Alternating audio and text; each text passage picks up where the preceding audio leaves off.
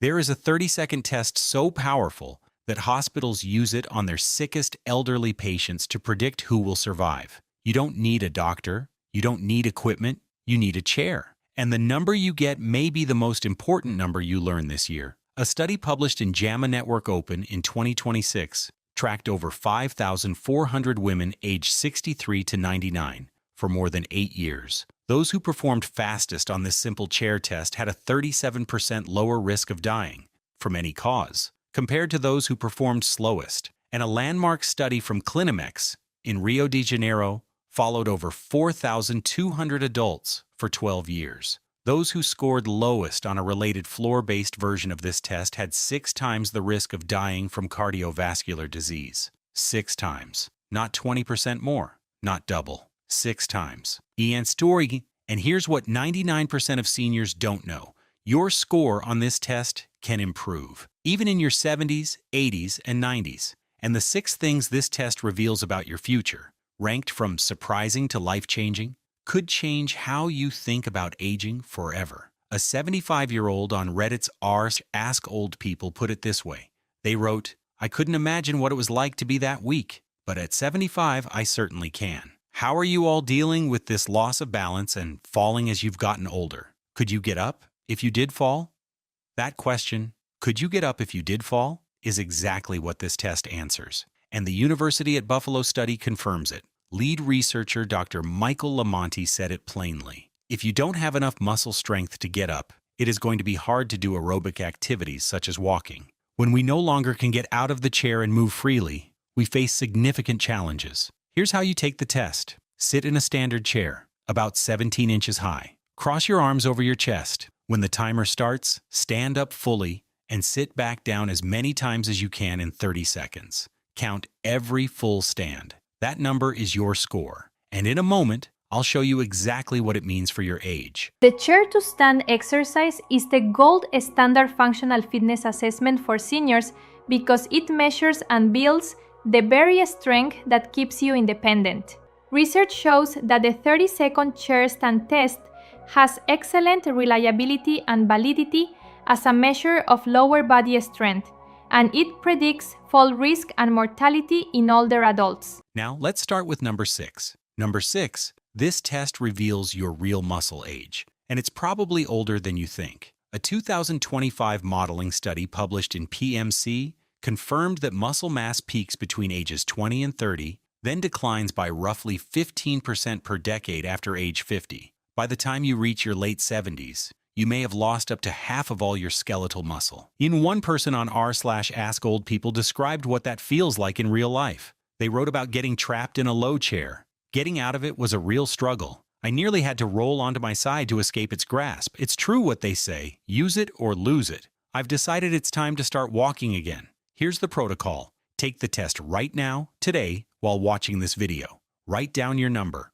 I'll give you the score table in a moment. But the next thing this test reveals is far more urgent than your muscle age. Number 5, this test reveals whether you're in the fall zone. The CDC reports that 1 in 4 older adults falls every year. That's over 14 million Americans. In 2023, more than 41,400 adults 65 and older died from falls. That's approximately 1 in every 56 deaths among older adults. And falling once doubles your chances of falling again. Here's where your score matters. The CDC uses the 30-second chair stand test as part of its official Steady Fall Screening program. A 70-year-old man who does fewer than 12 reps is below average. A 75-year-old woman who does fewer than 10 is at elevated risk. One poster on R's aging parents shared something haunting. She has been experiencing more frequent falls, and just the other day, she fell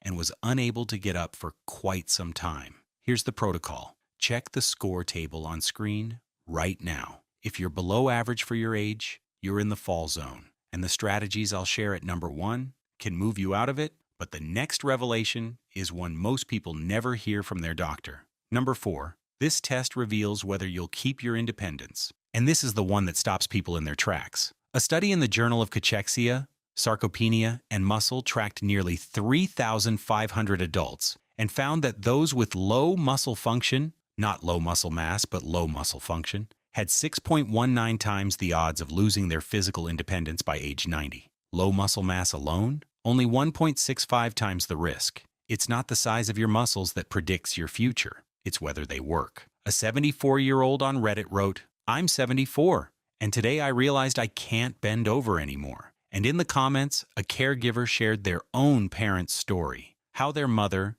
became bedbound and resentful during the last 2 years of her life. To be fair, that study was a cross-sectional design from a Portuguese cohort. It can't prove muscle function directly causes dependence, but the 6 times risk number is consistent with what clinicians see every day. Professor Deep Dye, a consultant geriatrician at King's College London, confirmed that the sit-to-stand test provides information regarding their strength, balance, and flexibility, and may help identify individuals at risk for falls, cardiovascular complications, or even increased mortality. Now, everything I've shown you so far, that's what this test reveals about your body today. But the next 3 discoveries are in a completely different category. They're about whether you live or die, and the data shocked even the researchers who found it. Number 3, this test predicts your cardiovascular death risk. The Clinimex study in Rio de Janeiro assessed 4,282 adults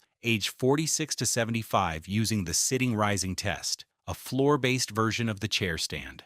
Over 12 years of follow-up, those who scored 0 to 4 out of 10 had 3.8 times the risk of dying from natural causes and 6 times the risk of dying from cardiovascular disease, compared to those who scored a perfect 10. Each single-point decrease in score was associated with a 33% increased risk of death. And this wasn't a small study. A 2025 pan-European analysis of 18,252 adults with hypertension across 28 countries confirmed the pattern. Those with the slowest chair stand times had a 20% higher risk of dying from any cause and a 28% higher cardiovascular mortality risk. One Reddit user on r/Today I Learned shared a moment that brought this data to life. "My knees would pop so badly when I stood up that it would wake her up, so I had to roll down out of the chair and crawl out of the room."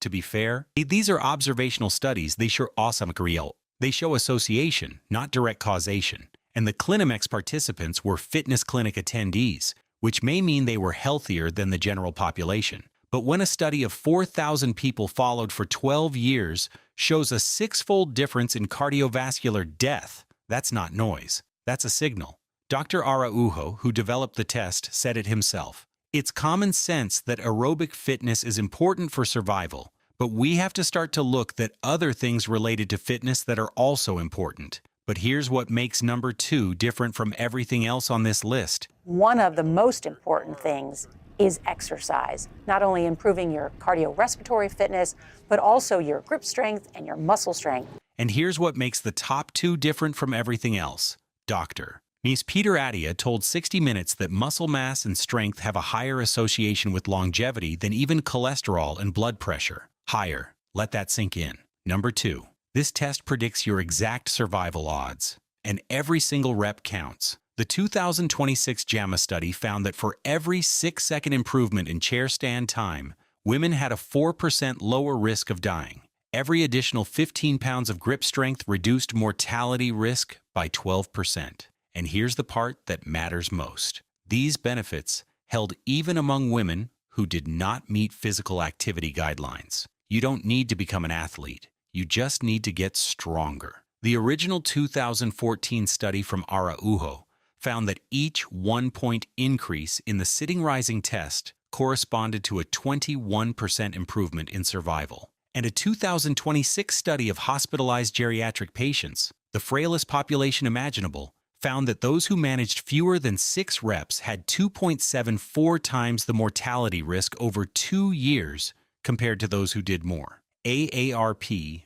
reported that fewer than 8% of adults aged 55 or older achieve a perfect score of 10 on the sitting-rising test. That means 92% of people over 55 have room to improve, and every point they gain buys measurable time. Critical warning: if you have diabetes, high blood pressure, or any kidney condition, increasing your protein to build strength requires your doctor's supervision. Up to 40% of older adults have some degree of kidney disease, often undiagnosed. A 2024 analysis in JAMA Internal Medicine confirmed that high protein intake can accelerate kidney decline in those with existing kidney problems. Get your kidneys checked before you change your diet. And now, number 1, the one that turns everything you've just heard from a warning into a weapon. Number 1, your score is not a death sentence. It's a starting line, and the research says you can improve it at any age. A 62-year-old on Reddit's r/Senior Fitness wrote that they couldn't do floor workouts anymore until they switched to chair-based exercises. They described spending just 10 to 15 minutes daily and seeing noticeable improvement. Their goal? Rise from the floor without using your hands. And a 63-year-old on retirement set a 1-year challenge. I am going to set forward starting July 1st, 2024, to engage in a 1-year challenge to test the limits of this 63-year-old body. Dr. Stuart Phillips, professor of kinesiology at McMaster University, the world's leading protein and muscle researcher, told the New York Times, "It's never too late to enhance your physical capabilities. Research shows that even those in their 90s can achieve improvements in strength and functionality with minimal activity. Here's the protocol. Chair squats, 3 sets of as many as you can, 3 times per week. Start by lowering yourself slowly to the chair, then standing without using your hands. Add resistance as it gets easier. Pair this with protein. Dr. Phillips recommends 1.2 to 1.6 grams per kilogram of body weight daily for older adults to maintain muscle mass and strength. Critical warning: if you take water pills, diuretics, or blood pressure medication, talk to your doctor before adding creatine supplementation. In creatine combined with diuretics raises your risk of dehydration and electrolyte imbalances. And if you're on blood thinners like warfarin, even vitamin D supplementation can alter how strongly your medication works. Your doctor may need to adjust your dose. I should mention, not every senior will see results this dramatic. Individual factors like baseline health, medications, and consistency matter, but the trend in the data is unmistakable. Dr. Gabrielle Lyon, founder of Muscle-Centric Medicine, said it best: "Muscle is the organ of longevity. It's the only organ system we have voluntary control over." That 75-year-old who asked, "Could you get up if you did fall?" The answer doesn't have to be no. Every rep you add to your chair stand score is a measurable step away from the fall zone and toward independence. This test, the SETI test, doesn't predict your death. It predicts what you do next. Comment below your score. How many reps did you get in 30 seconds? What's your biggest mobility challenge right now? Share this with someone over 60 who needs to take this test today